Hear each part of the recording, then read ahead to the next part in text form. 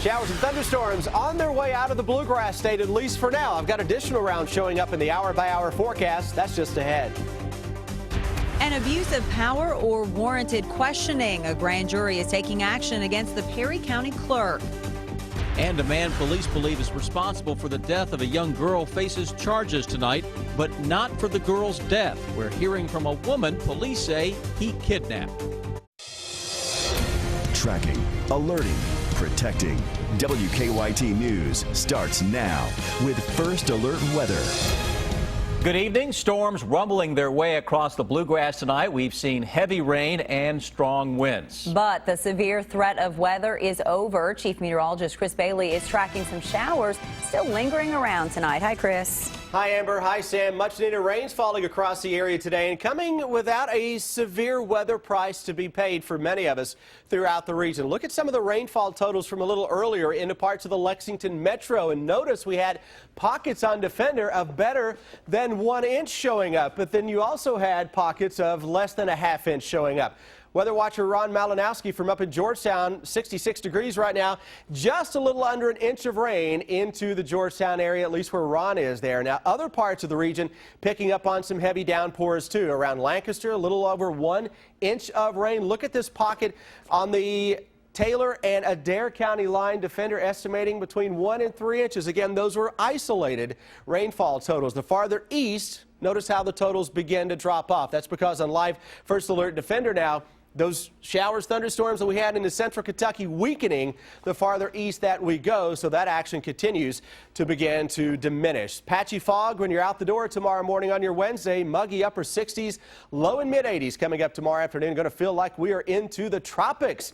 And the steamy and stormy days are back, guys. We will track those with the 7-day forecast when I come back in just a few minutes.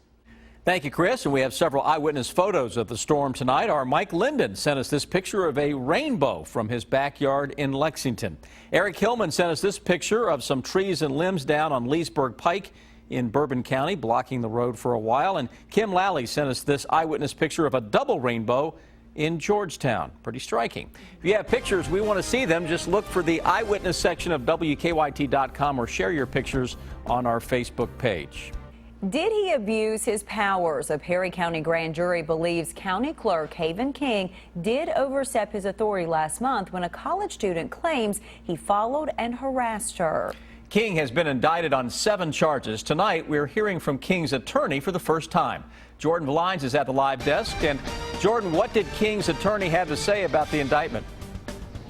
Well, at this point, his attorney is simply asking the community to withhold their judgment until Haven King has the chance to tell his side of the story. Harassment, menacing, even stalking. Those are just a few of the charges Perry County Clerk Haven King now faces, all of which stem from what can be seen and heard in this video taken by the victim herself during her run-in with King. Because you've got a handicap. Yeah, it's Played on this, and are you handicapped? that's not your business. That's not your business. County clerk, it is my business. Prosecutors claim King was speeding and tailgated the woman's car for several miles. They say King even ran her plates and demanded information from her after she pulled over. Allowed to drive it. Why?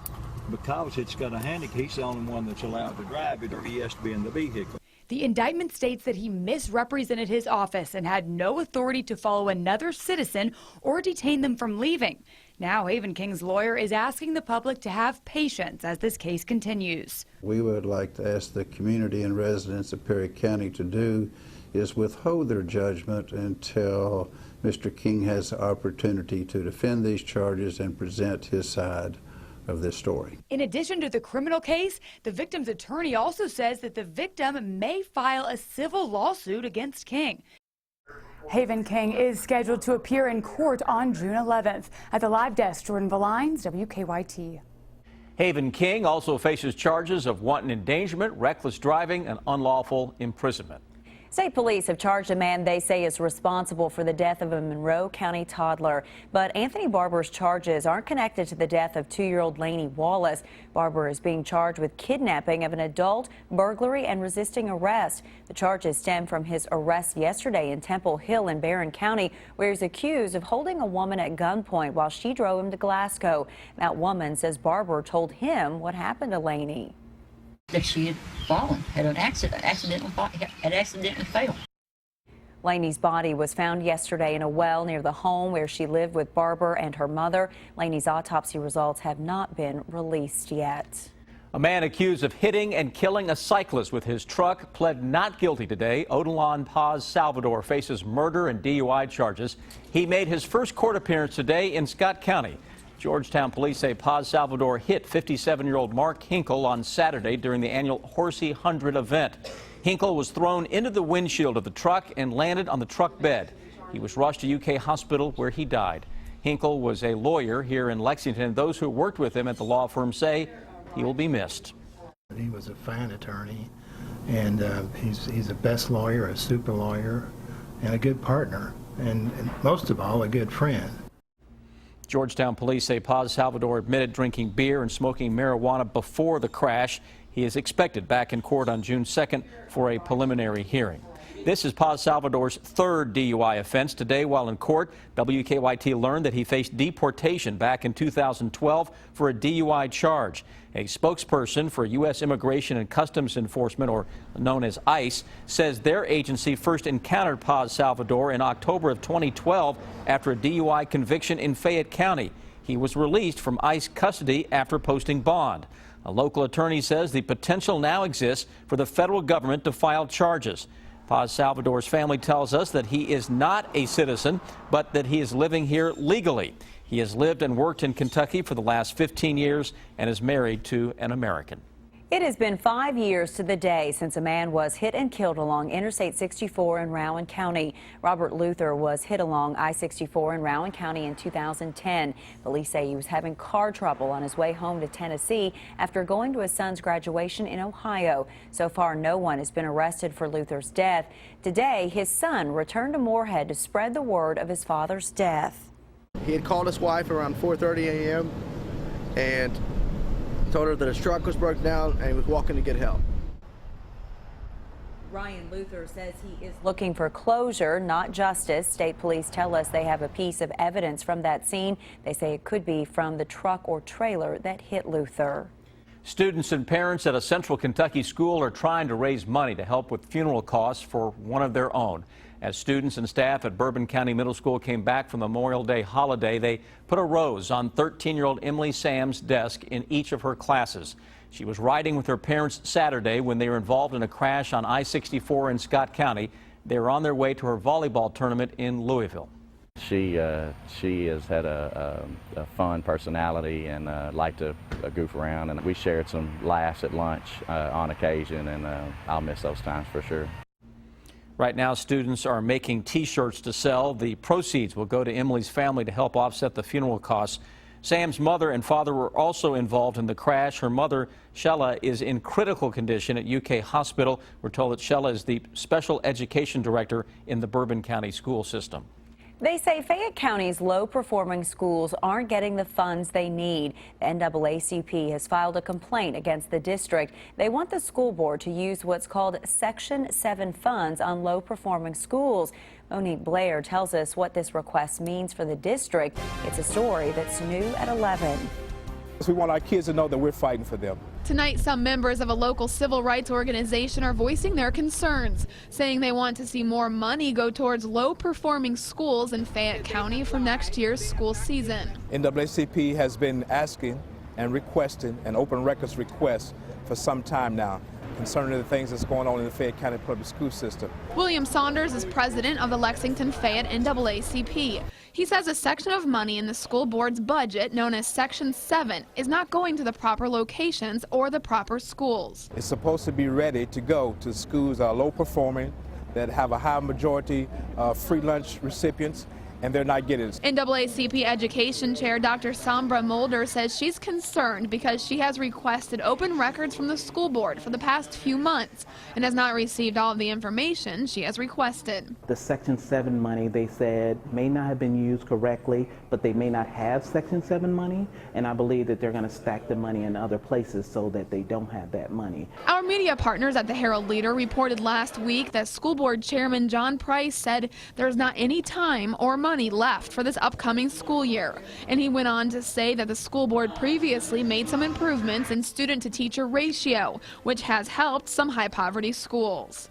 In Lexington, Monique Blair, WKYT. Well, the final budget for the 2015-2016 school year is set to be approved in September.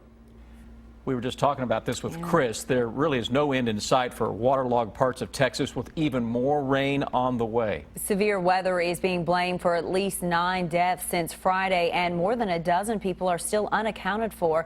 CBS's Marley Hall is in Houston with the latest.